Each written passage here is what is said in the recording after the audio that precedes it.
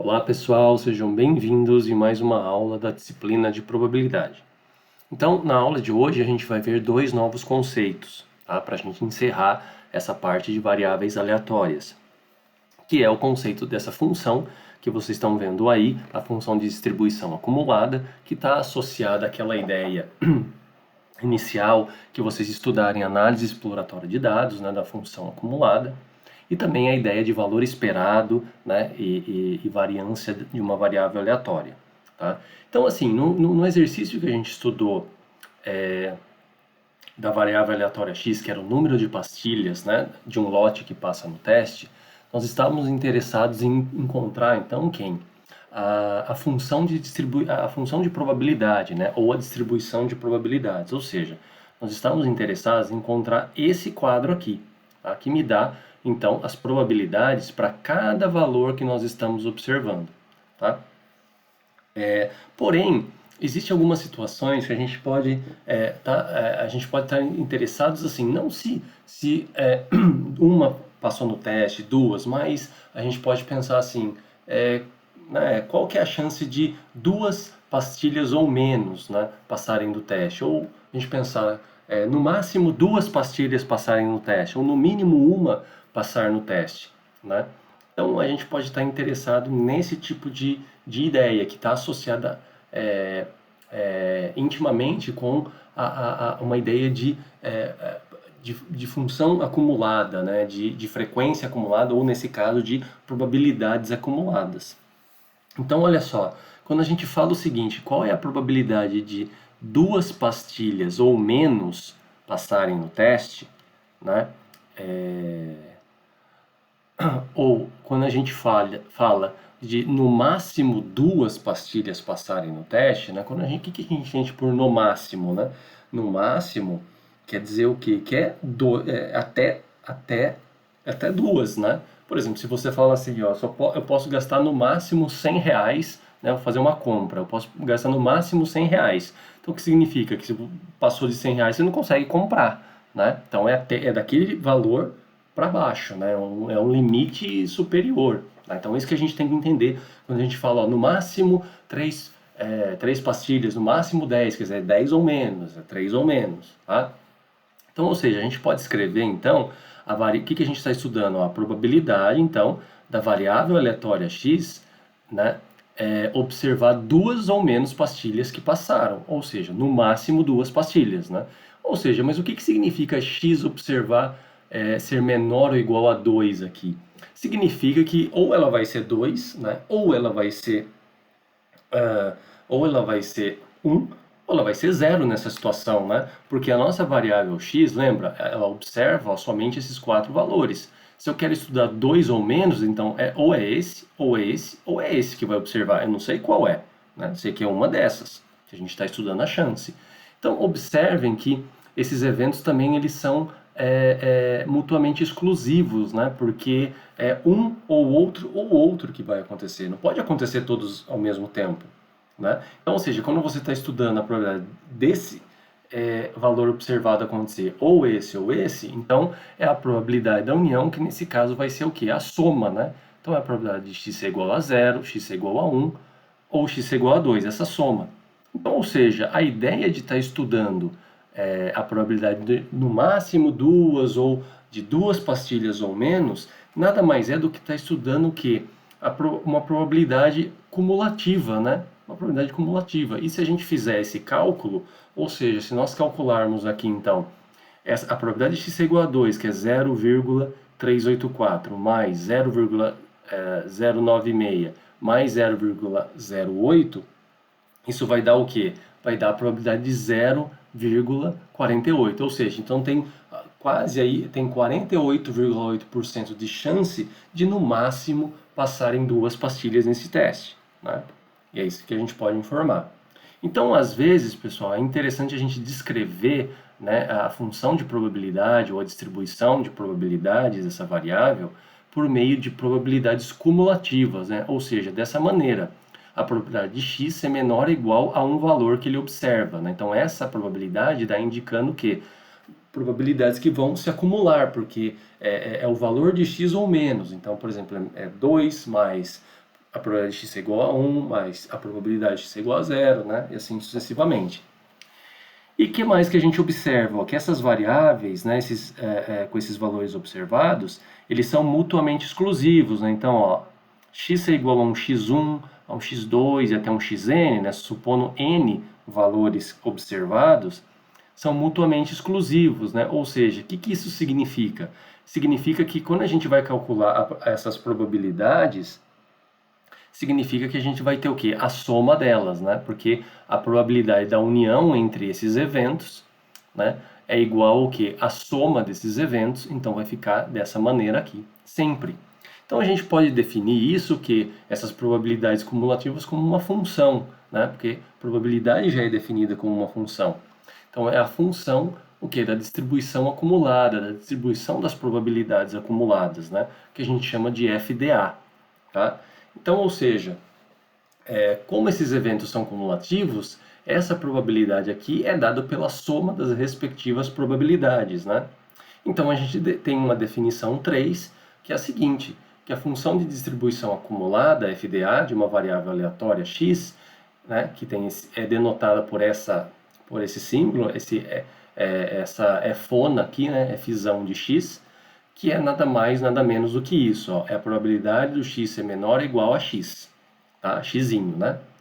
E quais são as propriedades? Ora, a gente observa que é uma função que sempre está entre 0 e 1, né? Porque o menor seu valor vai ser 0, se a probabilidade for 0 de uma delas lá, e o seu maior valor vai ser 1, né? Porque se você acumular tudo, a soma de todos aqueles valores de probabilidade tem que dar 1, né? Isso que a gente sabe.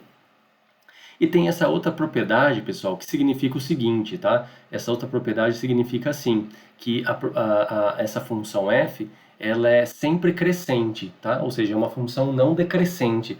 E faz sentido, né? Porque como a gente está acumulando probabilidades, o que a gente espera para próximo que a gente estudar, para o próximo valor? Que vai ser maior do que o anterior, né? Porque vai estar acumulando probabilidade, sempre isso vai estar crescendo, tá? Até um limite. Qual que é o limite? Esse valor da fona aqui seja 1, tá? Então essa aqui é a ideia, né? Então se você pegar quaisquer dois pontos, né, matematicamente dizendo, sendo que esse ponto x seja menor do que o y, quando você aplicar esse ponto na função, ou seja, a f de x vai ser menor ou igual a f de y, né? Então significa o quê? Se eu pegar um valor menor do que outro, né? Por exemplo, pegar 2 que é menor do que 3, então o f de 2 tem que ser menor que o f de 3, porque essa função está sempre acumulando, tá? Então, vamos ver como que a gente calcula a função de distribuição acumulada para o exemplo das pastilhas e vamos fazer o seu gráfico, tá? Então, olha só, né? Vamos calcular, então, a FDA de x, ou seja, calcular essa função, ó, a fona de x é igual à probabilidade da variável x observar valores menor que x, né? Ou seja, é a probabilidade então do número de pastilhas ser no máximo algum valor que ela está observando, tá? Né? Em que x aí vai estar representando isso, né? O número de pastilhas que passaram no teste. Então, os valores observados de x, como nós sabemos, são esses quatro aqui: 0, 1, 2 e 3. Então, como que a gente calcula? A gente calcula essa fona de x para cada um deles, tá? Então, ou seja, como que a gente calcula? Como sempre se faz quando se estuda uma função. Coloca no lugar do x, você coloca o valor 0, 1, 2 e 3 e a gente vai estudando. Então, para x igual a 0, a gente tem o quê? Uma f de x, né? Uma f de 0. Né? Então, fica f de 0, ou seja, colocar 0 aqui, tem que colocar 0 aqui, então a gente está estudando o quê? A probabilidade do x ser menor ou igual a 0, ou seja, ele observar no máximo 0 pastilhas que passam, quer dizer, nenhuma passar, né? Então fica dessa maneira, mas é claro, o que a gente tem? A gente só tem um único resultado que é menor ou igual a 0, que é o próprio 0, né? Porque não existe valores observados menores do que 0. Poderia existir? Poderia, depende do problema, tá? Mas nesse problema não existe, né? Então, ou seja, essa probabilidade cumulativa é a própria primeira probabilidade que a gente encontrou, que é o 0,08, se a gente lembrar, tá? Só relembrando lá do quadro, ó, a primeira probabilidade é 0,08, né? E assim a gente vai para a próxima. Ó. Na próxima, o que a gente tem? Quando x é igual a 1. Então a gente calculou f de 1, ou seja, a probabilidade de no máximo uma pastilha passar no teste, ou seja, o número de pastilhas ser menor ou igual a 1. Então isso agora a gente já pensa na probabilidade acumulativa, porque o que é x ser menor que 1 nesse contexto? É ser 1 ou ser 0, né? Então vai ser a probabilidade de x ser igual a 0 mais a do x ser igual a 1. Então a gente tem que fazer essa soma aqui, tá? A probabilidade, então, fica a soma 0,008 mais 0,096, que isso dá 0,104. Tá? Então, ou seja, existe aí, basicamente, né, pessoal, 10% aí de chance, né, 10% de chance de, no máximo, uma pastilha passar no teste. Né? Quando a gente faz para x igual a 2, na verdade, nós já fizemos, né? Para x igual a 2 é esse resultado que a gente introduziu aqui a ideia da probabilidade cumulativa, tá? Então, ou seja, para x, para o f de 2, vai ser o quê? 2 ou menos, ou seja, 2 ou 1 ou 0, que vai dar essa conta aqui, tá? Então, o f de 2, né? O resultado a gente já fez, que é 0,488. E por fim, pessoal, como o f de 3 é o último valor observado, então a gente sabe que se a gente somar todas as probabilidades, né, f de 3 que é x menor ou igual a 3, vai dar o quê? Vai dar 1. Né? Então sempre a primeira probabilidade, né, o primeiro valor observado é o quê? O primeiro valor de probabilidade que a gente achou. E sempre o último valor observado vai ser 1. Tá? Sempre vai ser 1, porque vai ser a soma de todas. Né? Então se a gente somar todas as probabilidades, né? Opa, fui para frente. Somar todas as probabilidades aqui, ó, 0,08, 0,096, 0,384 e a última que é 0,512, isso vai dar 1, tá? Então a gente chega aqui, a função de distribuição acumulada tem esses valores aqui nesses respectivos pontos, tá? Nesses respectivos pontos. Porém, pessoal, essa aqui é uma função em que x, né, a gente considera que é uma função que pertence aos números reais, né? Que pertence aos números reais, tá? O x pode valer qualquer valor real e a sua imagem tem que estar entre 0 e 1, né? Que é isso que eu quis dizer aqui, tá? Quer dizer que a imagem está entre 0 e 1. Porém, o x, para a gente fazer o gráfico, a gente tem que fazer ela como se fosse todos os reais, tá? Então, como que vai ser o gráfico? Ele vai ser, e como que a gente pode escrever a função? Tá? A gente tem que estudar, então, todos os números reais, porque é assim que ela é definida. A função fona é definida, que vai do domínio sendo os reais até um contradomínio, ou a imagem que está no 0, 1, tá? Ou seja, são os valores aí de probabilidades que podem ser acumuladas. Né?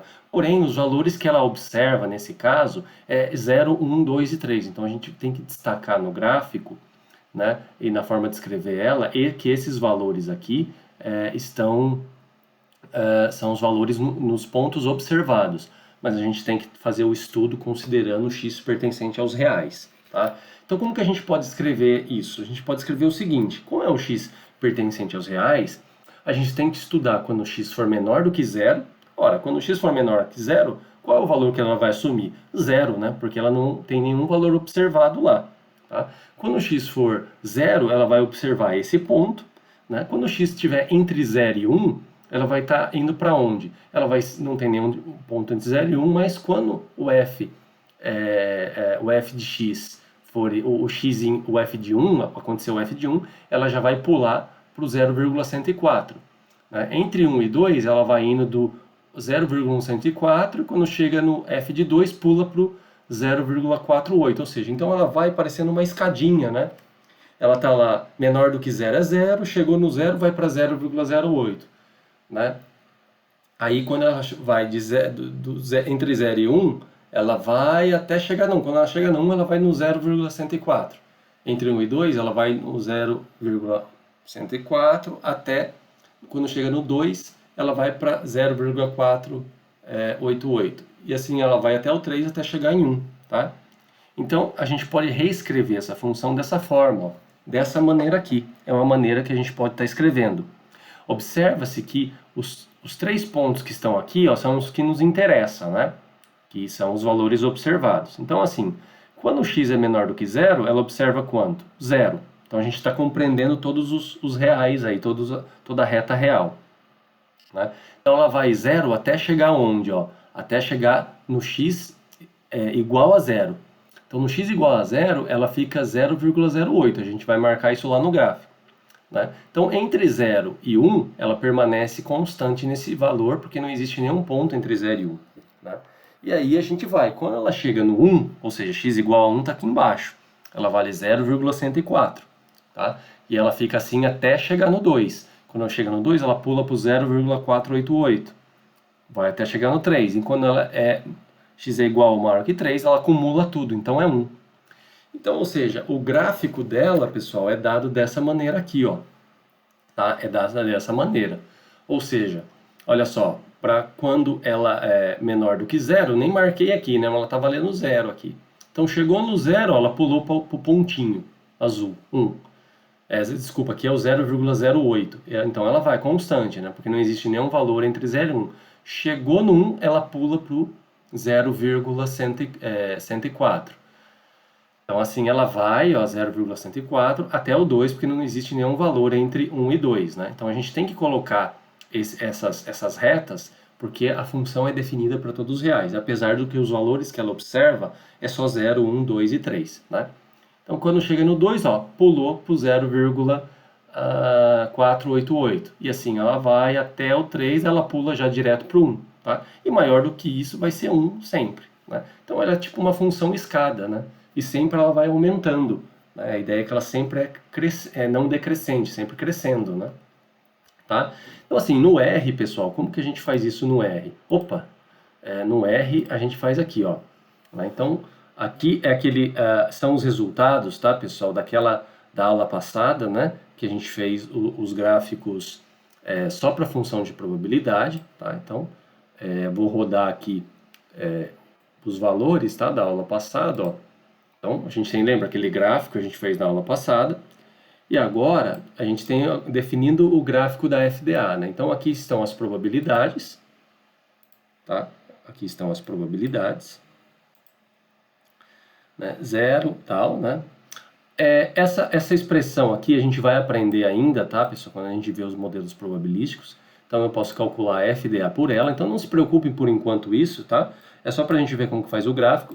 Daqui a algumas aulas a gente vai entender isso, ó. Então quando eu faço a parte cumulativa, ó, acumulou, né, todos os valores. E agora eu vou usar o comando plot, né, usando aqui as pastilhas, né, que são 0, 1, 2 e 3, e a FDA, né, para a gente tá fazendo aí o gráfico, tá? Então, quando eu venho aqui e rodo isso, ó, o que ele faz? Ele já faz a escadinha, né?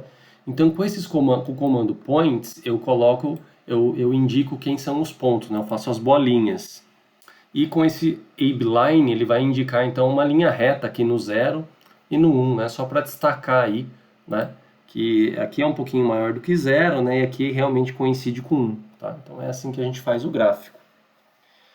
Tá certo, pessoal? Então essa que é a ideia da função de distribuição acumulada, tá? É a ideia de acumular probabilidades, ok?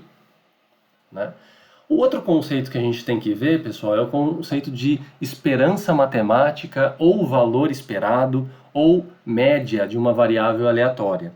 Então, assim, uma variável aleatória, pessoal, ela pode ter a gente pode calcular a média, a esperança, o desvio padrão, como vocês aprenderam a calcular dos dados, né, lá em estatística descritiva, né, que a gente está pensando nos valores observados. Mas se a gente for pensar, o que são os dados? Nada mais é do que uma realização, né, uma representação dos valores observados de uma variável aleatória. Então a gente precisa determinar isso, tá? Então a média, ela tem esses outros dois apelidos, né, vamos dizer assim, outros dois nomes. A gente pode pensar no valor esperado, ou seja, quanto que eu espero de pastilhas que vão passar no meu teste, tá? Ou quanto que eu espero, por exemplo, da altura média, né? Qual que é a altura esperada para uma população de uma cidade X? Ou qual é o peso esperado de animais que a gente está estudando, tá? Né? Ou antigamente era chamada muito de esperança matemática, né? Então assim, é por isso que tem esse nome aqui de a sua notação é E de x, ou seja, o valor esperado, a esperança matemática da variável x, Tá? E olha que é muito simples, né? Para as variáveis discretas, ela nada mais é do que ela é o produto, ela é uma soma então entre o produto de cada valor observado vezes a sua respectiva probabilidade. Então, quando a gente fez lá o quadro da função de probabilidade, né, que é esse daqui, ó, a gente pode o quê? Calcular o valor esperado, ou a média, né, o valor médio dessa variável aleatória como? Fazendo a soma entre cada valor observado vezes a sua respectiva probabilidade. Então, eu faço 0 vezes essa probabilidade, mais 1 vezes essa probabilidade, mais 2 vezes essa probabilidade, mais 3 vezes essa probabilidade. Somo tudo isso e aí a gente tem o quê? O valor esperado, né? Ou seja, a esperança nada mais é o quê? Do que o valor médio que esperaríamos se o experimento continuasse a ser repetido mais vezes, né? Então, por exemplo, a gente vai acabar estudando o quanto que a gente espera de pastilhas que passem nesse teste aí.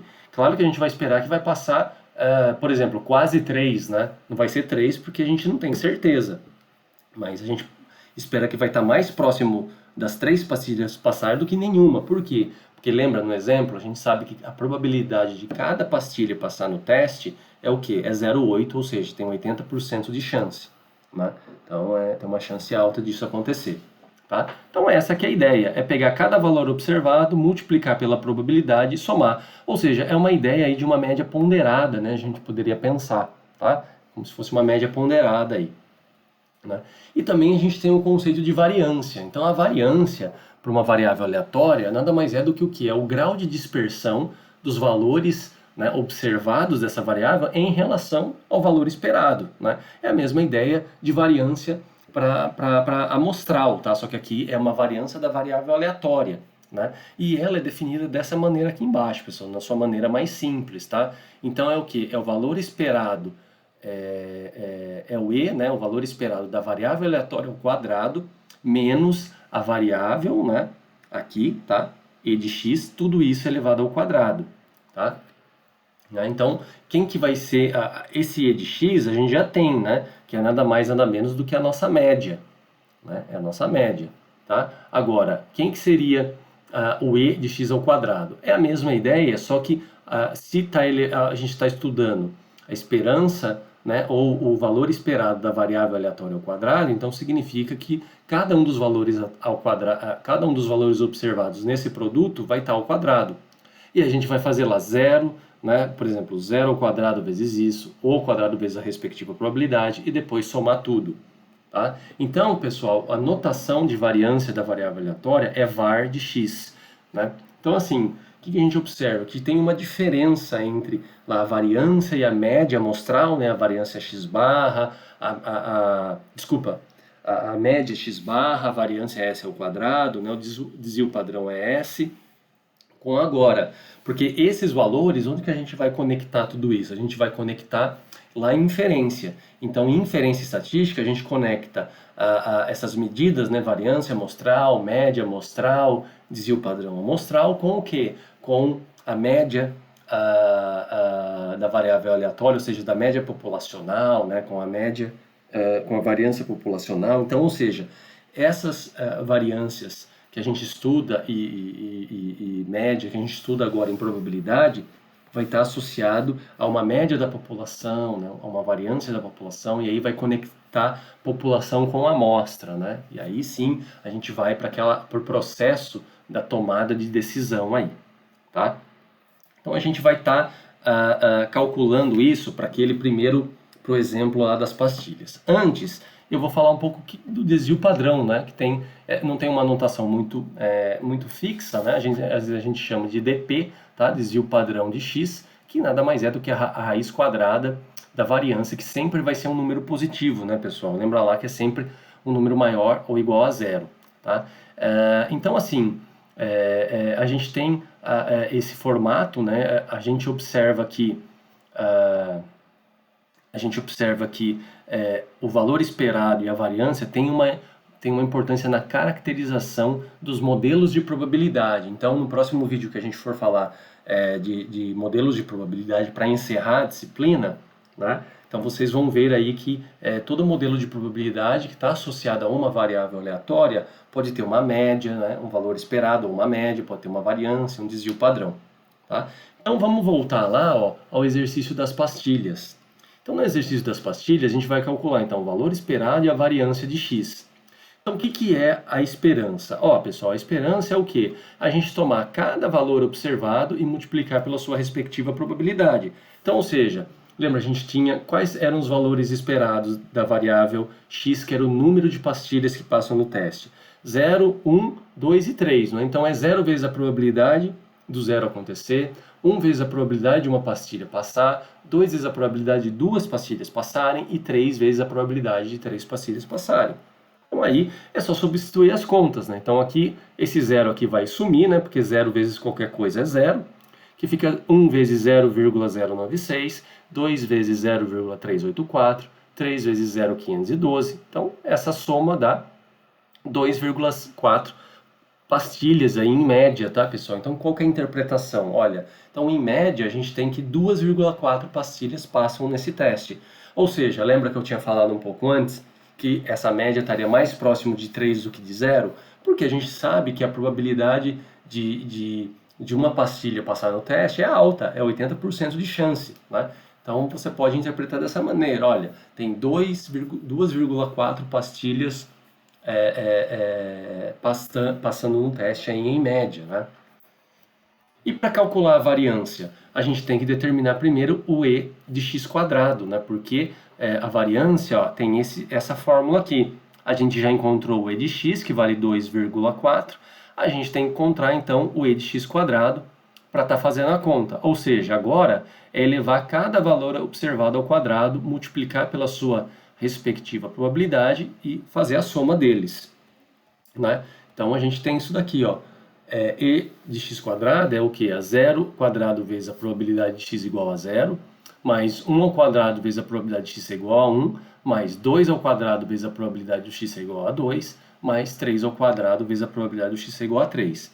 Então aí a gente fica como? Então a gente fica com esses resultados, né? Então 1 vezes o zero vai cancelar, 1 ao quadrado é 1, né? 1 vezes 0,096, mais 2 ao quadrado é 4, vezes 0,384, 3 ao quadrado é 9, vezes 0,512. Então, fazendo essa soma, dá 6,24, tá? Que não teria uma unidade de medida, né? Seria o que aí? Pastilhas, né, ao quadrado, sei lá. E assim, lembra só que isso a gente vai lá substituir, então, naquela fórmula da variância, né? Então, como que fica a variância? E de x quadrado menos e de x, aqui tem o quadrado, tá, pessoal? Esqueci de colocar. Fica igual ao que? A 6,24 menos 2,4, que isso é igual a 0,48. Né? Então, assim, lembra que a variância não tem uma interpretação direta, né? Porque ela está elevada ao quadrado dos dados e não teria sentido isso, né? Então, por exemplo, se a gente estivesse medindo alguma coisa, um comprimento, por exemplo, a média seria dado em comprimento, né? Mas a variância seria comprimentos. Esse comprimento, por exemplo, centímetros, né? Centímetros ao quadrado, e ele não tem como comparar. Então, o que a gente pode estar estudando? A gente pode estar estudando o desvio padrão, ou seja, fazer 0,48 a raiz quadrada, né? Se você faz a raiz quadrada de 0,48, dá 0,692. Então aí sim você poderia falar assim, olha, qual que é a interpretação então do desvio padrão? Então a variação, né, desses valores observados é 0,69 em relação à média, que é 2,4.